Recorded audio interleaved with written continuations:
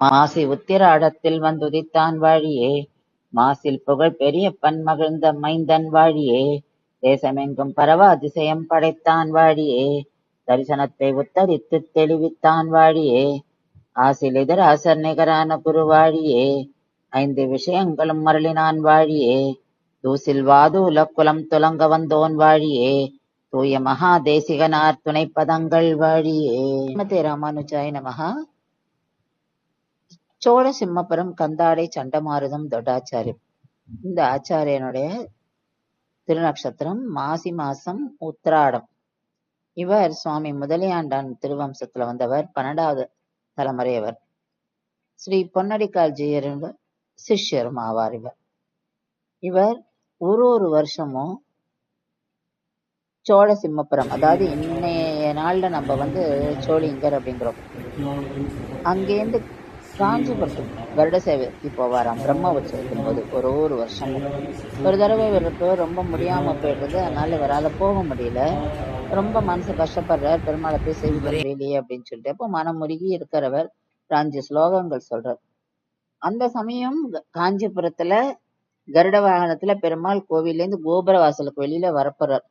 அந்த சமயத்துல கோபுர வாசல் கதவுகள் தானா மூடிடுறதாம். அப்போ பெருமாள் கருட வாகனத்துல இங்க சோழ சிம்மபுரத்துல தொட்டாச்சாரியருக்கு காட்சி அளிக்கிறார். அதனாலதான் ஒரு வருஷமும் அந்த கருட சேவை அன்னைக்கு கோபுர வாசல் போது தொட்டாச்சார சேவை அப்படின்னு சொல்லுவா. அதாவது பெருமாளுக்கு முன்னாடி ஸ்கிரீனை போட்டு கொஞ்ச நாய் மறைச்சிருவா. ஏன்னா அந்த சமயம் பெருமாள் சோழ சிம்மபுரம் போய் தொட்டாச்சாரிக்கு காட்சி தர்றதா ஐதீகம். அது இப்பவும் இங்க ஃபாலோ பண்றா காஞ்சிபுரத்துல.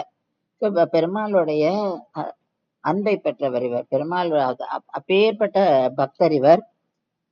இதே மாதிரி காட்சியில இங்க தக்கான் குளத்துல நம்ம அந்த இது மலைக்கு போயிட்டு இப்படி இறங்கி வரும்போது தக்கான் குளத்துல இதே காட்சியில, அதாவது பெருமாள் வரதராஜ பெருமாள் கருட வாகனத்துல வர மாதிரியே அங்க பெருமாள் எழுதியிருக்கார். அங்க அவருக்கான ஒரு கோவில் இருக்கு, தொட்டாச்சாரியாரால பூஜை பண்ணப்பட்ட கோவில் அது. அங்க உள்ள நம்ம பெருமாளை மூலவரை சேவிக்கும் போது பெருமாள் அவசரமா இங்க வந்ததுனால ஒரு திருவடிய கருடனோட தோல் மேலையும் இன்னொரு திருவடிய கருட கையிலையும் வச்சுட்டு இருப்பாராம். அந்த மாதிரி ஒரு காட்சியில நம்ம இங்க சேவிக்கிறோம். அங்க அவர் கைங்கரியம் பண்ணிட்டு வந்தார். இன்னைக்கும் அந்த கோவில இந்த அவளுடைய பரம்பரையை சேர்ந்தவ கவனிச்சுட்டு இருக்கா, கோவில் பராமரிக்கிறா. ரொம்ப விசேஷமான கோவில். உற்சவர் சன்னதிக்கு போனோம்னா அந்த பக்கம் இன்னொரு கோவில் தனியா இருக்கு, அங்க இவருக்கான சன்னதியும் இருக்கு. ஸ்ரீமதே